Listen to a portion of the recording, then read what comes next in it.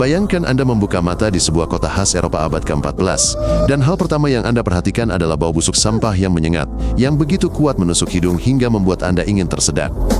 Jalanan dipenuhi tumpukan sampah, kotoran hewan dan manusia bercampur dengan sisa-sisa makanan, dan udaranya begitu pengap dan berat, sehingga hampir mustahil untuk bernapas tanpa merasa mual terus-menerus. Bau ini tidak pernah hilang, siang atau malam, musim dingin atau musim panas, karena memang tidak ada sistem pembuangan limbah, dan semua yang dibuang orang dibiarkan membusuk tepat di bawah jendela rumah mereka.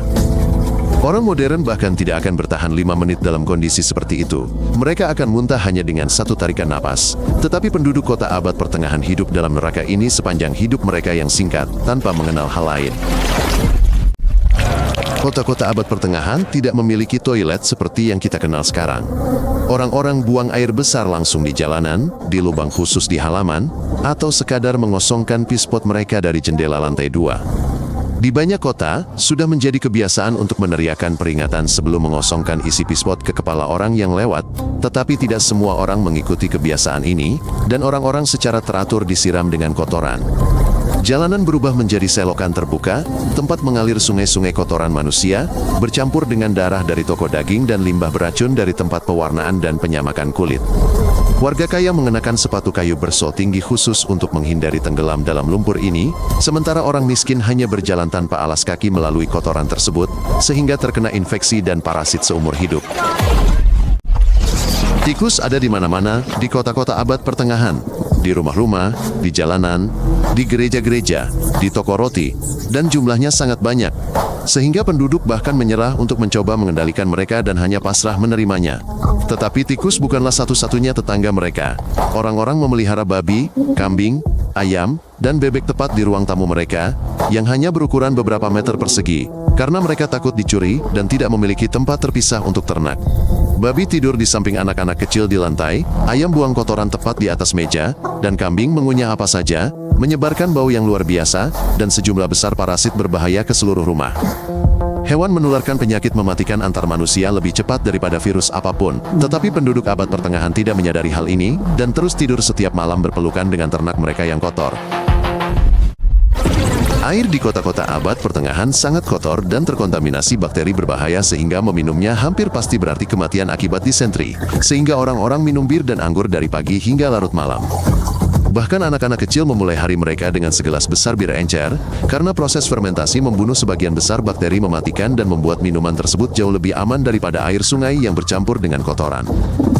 Buruh dan pengrajin menerima hingga 5 liter bir sehari sebagai bagian wajib dari upah mereka, sementara para biarawan dibiara dengan tenang minum 3 hingga 4 liter sehari, menganggapnya sebagai bagian yang sepenuhnya normal dari kehidupan. Mabuk ringan yang konstan menjadi norma bagi setiap penduduk kota abad pertengahan, karena kesadaran dalam kondisi ini secara harfiah berarti kematian yang lambat dan menyakitkan akibat keracunan air yang terkontaminasi. Kota-kota abad pertengahan dibangun di dalam tembok benteng yang tinggi untuk melindungi diri dari musuh, sehingga setiap meter ruang sangat berharga, dan rumah-rumah kayu benar-benar berhimpitan begitu rapat sehingga bahkan seorang anak pun tidak dapat melewatinya. Jalan-jalan sangat sempit sehingga 2 orang dewasa tidak dapat lewat tanpa menempelkan punggung mereka ke dinding, dan lantai atas rumah-rumah menjorok ke lantai bawah, hampir sepenuhnya menghalangi cahaya matahari bahkan di siang hari. Seluruh keluarga yang terdiri dari 8 hingga 10 orang dengan berbagai usia tinggal dalam satu ruangan sempit, hanya berukuran 10 meter persegi. Tidur bersama di atas satu tikar jerami kotor yang dipenuhi kutu loncat, dan kutu kasur.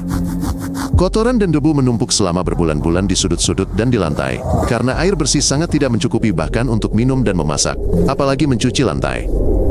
Orang-orang benar-benar hidup dalam lapisan tebal kotoran mereka sendiri, yang tidak pernah sepenuhnya dibersihkan.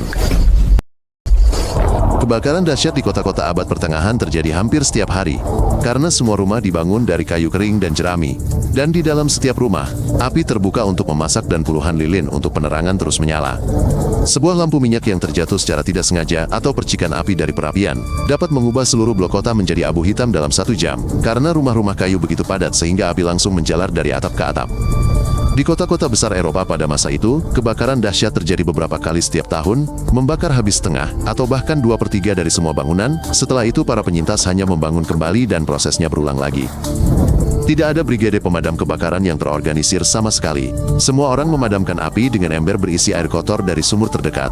Tetapi lebih sering, orang-orang hanya berlari untuk menyelamatkan anak-anak dan barang berharga mereka, tanpa harapan meninggalkan sisanya untuk terbakar habis. Toko daging dan rumah jagal di kota-kota abad pertengahan termasuk tempat yang paling mengerikan dan menakutkan, di mana para tukang daging menyembelih bangkai sapi dan babi yang sangat besar tepat di jalan terbuka.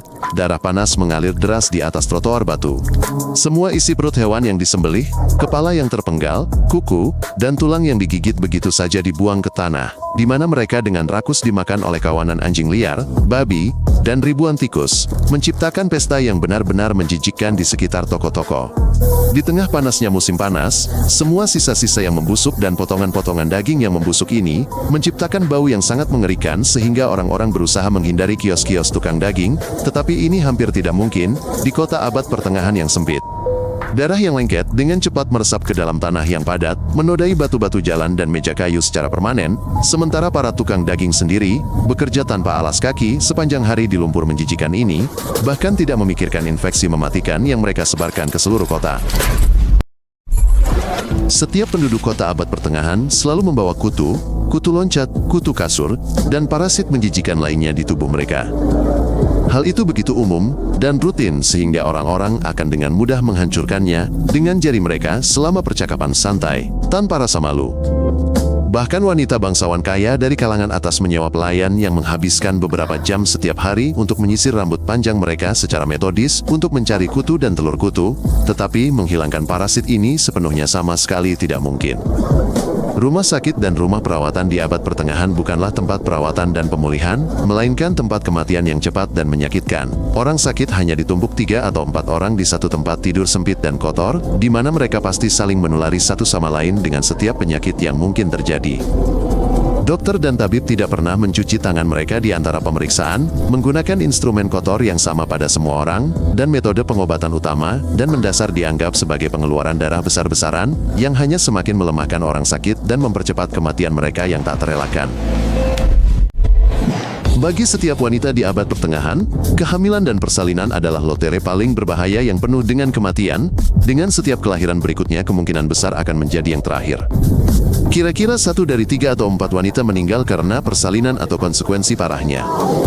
Persalinan selalu dibantu oleh bidan buta huruf tanpa pelatihan medis sama sekali, yang tidak pernah mencuci tangan sebelum bekerja, menggunakan kain kotor untuk membersihkan diri, dan bahkan tidak memahami prinsip-prinsip dasar anatomi dan fisiologi manusia. Jika bayi tersangkut di jalan lahir atau persalinan berjalan sangat buruk, ibu akan mati perlahan dalam penderitaan yang mengerikan di depan mata semua orang, karena dokter melakukan operasi caesar secara eksklusif pada wanita yang sudah meninggal, setidaknya untuk menyelamatkan bayi, dan memiliki waktu untuk membaptisnya sebelum kematian. Infeksi pasca persalinan yang mengerikan dan keracunan darah membunuh sebagian besar wanita yang secara ajaib selamat dari persalinan itu sendiri, karena konsep sterilitas sama sekali tidak ada, dan semua kotoran dan kontaminasi kota abad pertengahan masuk ke dalam luka terbuka yang berdarah. Dari setiap 10 bayi yang lahir, hanya 4 atau 5 yang bertahan hidup hingga usia 5 tahun, paling banter. Sisanya pasti meninggal karena berbagai penyakit, kelaparan terus-menerus, atau kecelakaan di rumah yang sempit. Banyak orang tua bahkan sengaja menghindari memberi nama bayi mereka yang baru lahir selama beberapa bulan pertama kehidupan, karena tahu betul dari pengalaman bahwa kemungkinan besar anak tersebut tidak akan bertahan hidup hingga usia 1 tahun, dan mereka tidak ingin terlalu terikat secara emosional. Anak-anak kecil sering meninggal karena diare ringan, pilek ringan, jatuh ke sumur yang dalam dan lubang pembuangan yang bau, luka bakar dari api terbuka, dan hanya karena terinjak-injak hewan peliharaan di ruangan sempit pada malam hari. Kematian anak kecil lainnya adalah peristiwa yang begitu umum dan sering terjadi sehingga keluarga mengubur mereka tanpa banyak upacara di kuburan massal, dan hampir segera mencoba untuk memiliki anak lagi, hanya untuk memastikan bahwa setidaknya 1 anak bertahan hidup hingga dewasa. Ketika wabah pes melanda Eropa yang padat penduduk pada pertengahan abad ke-14, kota-kota abad pertengahan yang sudah mengerikan seketika berubah menjadi neraka di bumi, di mana jalan-jalan sempit benar-benar dipenuhi mayat-mayat yang membusuk, dan sedikit orang yang masih hidup secara fisik tidak mampu mengubur semua orang yang meninggal. Wabah yang menakutkan itu membunuh orang dengan kecepatan yang luar biasa sehingga suatu pagi seseorang akan bangun dalam keadaan sehat dan waspada, hanya untuk mendapati diri mereka dalam penderitaan yang mengerikan di malam hari, dengan bisul hitam besar seukuran apel di leher, ketiak, dan selangkangan mereka. Hanya dalam 3 tahun yang mengerikan, epidemi wabah tersebut tanpa ampun memusnahkan sekitar sepertiga dari seluruh populasi Eropa, lebih dari 25 juta jiwa. Seluruh kota besar benar-benar ditinggalkan dan tidak berpenghuni, dan sedikit orang yang selamat benar-benar menjadi gila karena kengerian yang tak terbatas dan kesedihan yang tak tertahankan. Orang-orang sama sekali gagal memahami penyebab sebenarnya dari epidemi tersebut dan, dalam keputusasaan mereka, menyalahkan penyebaran wabah pada orang Yahudi, penyihir, dan penderita kusta, mengorganisir pogrom massal yang brutal dan eksekusi publik terhadap orang-orang yang tidak bersalah. Tetapi wabah yang mengerikan itu, sama sekali tidak peduli, terus secara sistematis membasmi semua orang tanpa diskriminasi. Hari kerja tipikal bagi seorang pengrajin atau buruh sederhana di abad pertengahan berlangsung dari fajar hingga matahari terbenam. 14 hingga 16 jam yang melelahkan setiap hari di musim panas, dan 10 hingga 12 jam di musim dingin, 7 hari seminggu, dengan hampir tanpa hari libur. Anak-anak kecil mulai bekerja penuh waktu pada usia 6 atau 7 tahun, bersama orang dewasa, membawa ember air yang berat, memutar batu penggiling di penggilingan hingga kelelahan, membantu orang tua mereka di bengkel, dan sama sekali tidak ada yang menganggap ini sebagai kekejaman atau eksploitasi pekerja anak.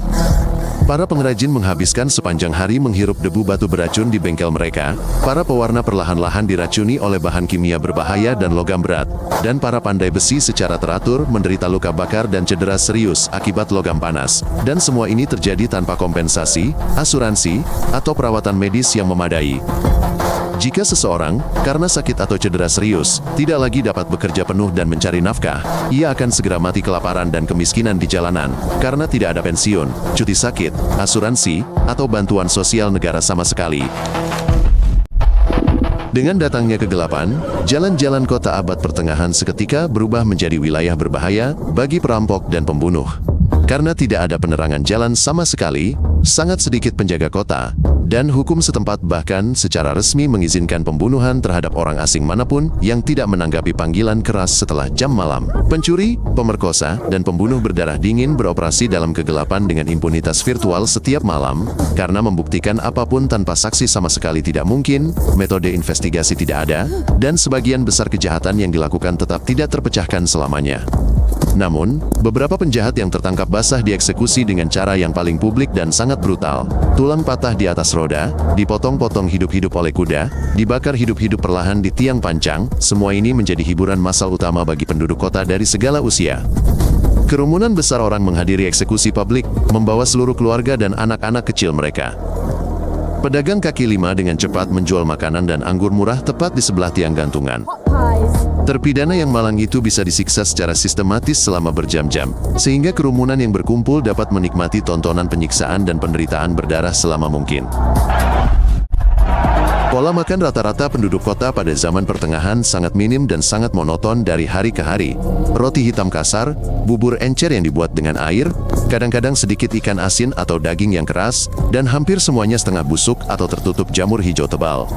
Roti dipanggang dari tepung kasar murah, yang selalu mengandung kotoran berbahaya, seperti serbuk gergaji, kapur yang dihancurkan, dan bahkan tanah biasa untuk menambah berat. Roti yang sudah dipanggang disimpan selama berminggu-minggu, tanpa pendingin, sampai menjadi sekeras batu dan benar-benar hijau, karena lapisan jamur yang tebal. Daging dan ikan harus diasinkan dengan garam dalam jumlah banyak untuk mengawetkannya dalam jangka waktu lama, tetapi garam yang baik sangat mahal bagi orang miskin, sehingga makanan sering mulai membusuk dan berbau busuk, dan tetap harus dimakan, dibumbui dengan rempah-rempah pedas untuk menutupi rasa daging busuk yang sangat mengerikan. Buah dan sayuran segar merupakan kemewahan sejati yang hanya dinikmati oleh orang kaya, sementara orang miskin, rakyat jelata, benar-benar bertahun-tahun tidak makan apapun yang segar dan hijau, dan akhirnya menderita penyakit kudis dengan kehilangan gigi, rahitis dengan tulang bengkok, dan sejumlah penyakit serius lainnya akibat kekurangan vitamin yang kritis. Terlepas dari semua kengerian dan teror yang tak tertahankan ini, kota-kota abad pertengahan entah bagaimana secara ajaib terus ada dan bahkan tumbuh perlahan, karena orang-orang tidak mengenal cara hidup lain, dan dengan tulus menganggap kondisi mengerikan ini sepenuhnya normal dan alami. Tubuh manusia memiliki kemampuan yang benar-benar luar biasa untuk beradaptasi, bahkan dengan kondisi yang paling ekstrim.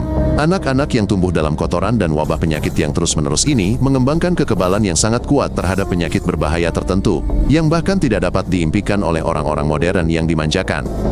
Beberapa orang yang secara ajaib bertahan hidup di kota abad pertengahan hingga usia 20-an menjadi sangat tangguh dan kuat secara fisik dan psikologis, sehingga mereka dapat hidup dan bekerja dengan damai, dalam kondisi yang pasti akan membunuh orang modern manapun dalam waktu seminggu.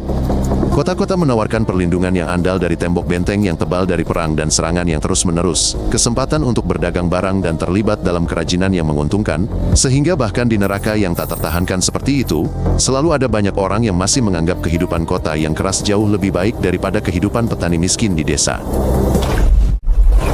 Justru kota-kota abad pertengahan yang mengerikan ini, dengan kondisi yang tak tertahankan, yang pada akhirnya mengajarkan seluruh umat manusia untuk benar-benar menghargai apa yang kita miliki saat ini.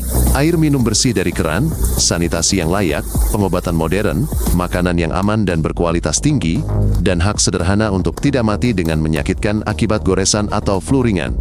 Kengerian dan kondisi mengerikan di kota-kota abad pertengahan inilah yang akhirnya mendorong orang untuk menciptakan sistem sanitasi dan penyediaan air, membangun rumah sakit yang layak dengan dokter terlatih, membuat undang-undang yang ketat tentang kebersihan dan kesehatan masyarakat, dan akhirnya memahami hubungan langsung antara kotoran dan penyakit mematikan. Setiap kali Anda mencuci tangan dengan sabun, dengan tenang minum air bersih langsung dari keran, atau pergi ke dokter dengan masalah apapun, pastikan untuk mengingat satu hal penting. Semua ini muncul hanya karena nenek moyang kita yang malang hidup selama berabad-abad dalam neraka yang benar-benar tak tertahankan dan meninggal jutaan orang karena penyakit dan kotoran. Kita semua sekarang hidup di surga yang sesungguhnya dibandingkan dengan kondisi mengerikan kota-kota abad pertengahan, tetapi banyak orang masih sama sekali gagal menghargai hal-hal sederhana dan mendasar seperti air bersih dan obat-obatan, yang di zaman kegelapan tampak seperti fantasi yang sama sekali mustahil dari masa depan yang jauh. Jika Anda merasa ini menarik, berlanggananlah agar Anda tidak ketinggalan episode baru. Kami menyajikannya secara singkat dan langsung ke intinya.